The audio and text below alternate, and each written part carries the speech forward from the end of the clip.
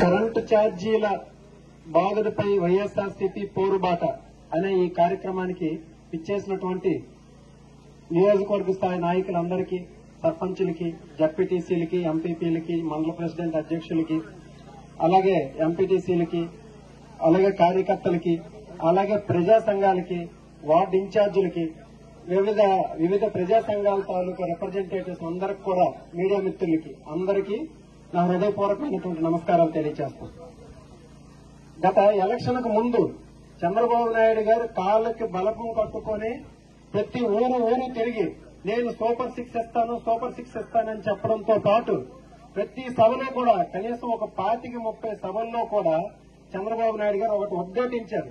నేను కరెంటు ఛార్జీలు పెంచను అని చెప్పేసి ఉద్ఘాటించి ఈ రోజు 6 నెలలు తిరగకముందే 15,500 కోట్ల రూపాయల భారాన్ని ఈ రోజు ప్రజల మీద మోపారనమాట. ఇప్పటికే పేద ప్రజలందరూ అన్ని నిత్యావసర సరుకుల తాలూకు రేట్లు పెరిగి బాధలు పడుతున్న సమయంలో ప్రకటించిన సూపర్ 6 లో ఏ ఒక్క కార్యక్రమాన్ని అమలు చేయకుండా యువతకి 20 లక్షల ఉద్యోగాలు ఇస్తాను, లేకపోతే 3,000 రూపాయలు నిరుద్యోగ భృతి ఇస్తామన్నారు. అలాగే మహిళలకి ప్రతి ఒక్కరికి కూడా 1,500 రూపాయలు ఇస్తామన్నారు. పెన్షన్ 4,000 రూపాయలు పెంచారు, కానీ ఈ రోజు ఆ పెన్షన్ ఎలా తీసేయాలని చెప్పేసి వెతుకుతున్నారు అన్నమాట. కారణాలు దానికోసం సర్వేలు చేస్తున్నారు, తీస్తున్నారు కూడా. ఇప్పటికే 1,70,000 పెన్షన్లు ఆల్రెడీ తీశారు. మరొక 6-7 లక్షల పెన్షన్లు తీయడం కోసం కసరత్తు చేస్తున్నారు అన్నమాట. ఇలాగ అలాగే రైతులు ప్రతి ఒక్కరికి కూడా 20,000 రూపాయలు ఇస్తామన్నారు. ఎస్సీ ఎస్టీకి సబ్సిడీ ఇస్తామన్నారు 200 యూనిట్ల వరకు. ఇంకా 50 సంవత్సరాలకే పెన్షన్ ఇస్తామన్నారు. ఇంకా పిల్లలకి, అన్నిటికన్నా పిల్లలకి ఏంటంటే అమ్మఒడి ఏంటంటే 15,000 రూపాయలు, ఎంతమంది పిల్లలు ఉంటే అంతమందికి ఇస్తామన్నారు. సో ఈ ఏ కార్యక్రమం కూడా కొనసాగించలేదు. ఈ 6 నెలలు ఆయన చేసింది ఏమైనా ఉంది అనంటే 1,00,000 కోట్ల రూపాయలు అప్పు తీసుకొచ్చారు. ఈ రోజు 15,000 కోట్ల రూపాయలు, 15,500 కోట్ల రూపాయలు కరెంట్ ఛార్జీలు పెంచారు. ఆయన పేదవాడి పక్క ఏ రోజు ఉండడు. ఆయన గెలిచిన ప్రతిసారి కూడా పేదలకు కరెంట్ ఛార్జీలు పెంచుతూనే ఉన్నారు. 2000 సంవత్సరంలో కరెంటు ఛార్జీలు పెంచినందుకు నిరసనగా చెలో అసెంబ్లీ కార్యక్రమం పెడితే ఆ రోజు ఏదో దేశద్రోహుల కింద రైతులను చిత్రీకరించి ఆ రోజు గుర్రాలతో తొక్కించి లాఠీ చార్జ్ చేయించి కాల్పులు జరిపించి ఎంతో మంది రైతులతో ప్రాణాలు తీసినటువంటి దుర్మార్గుడు చంద్రబాబు నాయుడు. బషీర్బాగ్ ఘటన అది ఒకసారి గుర్తుండాలి. ఎందుకంటే పేదలకు ఎప్పుడూ ఆయన వ్యతిరేకే. ఆయనంతా పెత్తందారులకి, తాగేదారులకు చేసుకున్నవాడే. అందుకని ఈ రోజు ఏం చేస్తున్నాడు ఆయన? 1,00,000 కోట్లు అప్పు తెచ్చాడు. ఈ 15,500 కోట్లు అది ఆయన సంపద సృష్టి. ప్రతిసారి కూడా అన్నారు కదా, నేను సంపదను సృష్టిస్తానని. ఆయన సృష్టి అంతా ఇంకో ఈ అప్పును ఈ ప్రజల మీద వేసినటువంటి ఈ బాధుడు. సో దీని మీద మనం నిరసన తెలియచేయాలి. ప్రతి ఒక్క సందర్భంలో కూడా ఈ రోజు జగన్మోహన్ రెడ్డి గారు ఈ కార్యక్రమాన్ని చేయమని చెప్పేసి పిలిపోవడం జరిగింది. ఆయనకి ఏ విజనం లేదు, చంద్రబాబు నాయుడికి ఏ విజనం లేదు, ఏ సంపద సృష్టి లేదనమాట. ఆయనకు ఓన్లీ అధికార దాహం మాత్రమే. ఇప్పుడు మన మీద ఈ రోజు 15,500 కోట్లు భారం వేశాడు. మరొక 15,000 కోట్ల రూపాయలు ప్రపంచ బ్యాంకు నుండి అప్పు తీసుకొచ్చాడు. 30,000 కోట్లకి ఈ రోజు అమరావతిలోనే టెండర్లు పిలిచాడు.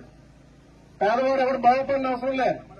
ఆయన అమరావతి బాగు చేసుకుని, ఆయన రియల్ ఎస్టేట్ వెంచర్స్ చేసుకుని, ఆయన తాలూకా తాబేదారులు, ఆయన పెత్తందారులు బాగుపడ్డే చంద్రబాబు నాయుడు తాలూకు లక్ష్యం. ప్రజలందరూ ఇదంతా గమనించాలి. ఇప్పటికే ప్రజల నుండి తిరుగుబాటు స్టార్ట్ అయింది.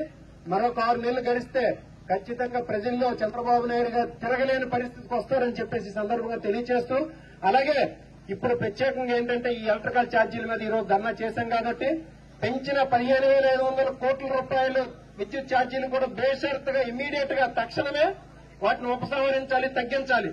అలాగే ఎస్సీ ఎస్టీలకి 200 యూనిట్లు ఈజీ మొత్తం ప్రతి నెల కూడా ఫ్రీగా ఇచ్చేవాళ్ళు జగన్మోహన్ రెడ్డి గారు.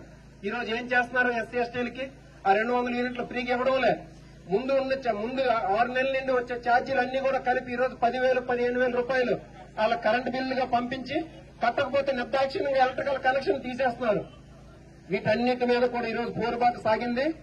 దీనికి మన భవిష్యత్తులో కూడా ప్రతి ఒక్క సామాజిక సమస్య మీద, పార్టీ పిలుపునిచ్చిన ప్రతి అంశం మీద మనం ఇదే విధంగా స్పందించి ప్రజల తరపున మనం నిలబడాలి.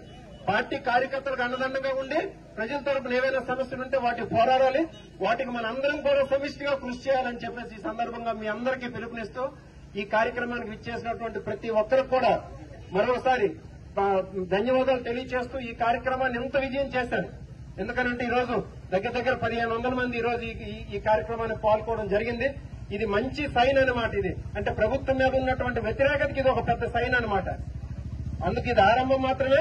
రేపు ఇది అంత పెద్ద ఉప్పెన్లా అవుతుంది. ఆ ఉప్పెన్లో చంద్రబాబు నాయుడు గారు ఆయన కూటమి అంతా కొట్టుకుపోవడం అనేది గ్యారంటీ.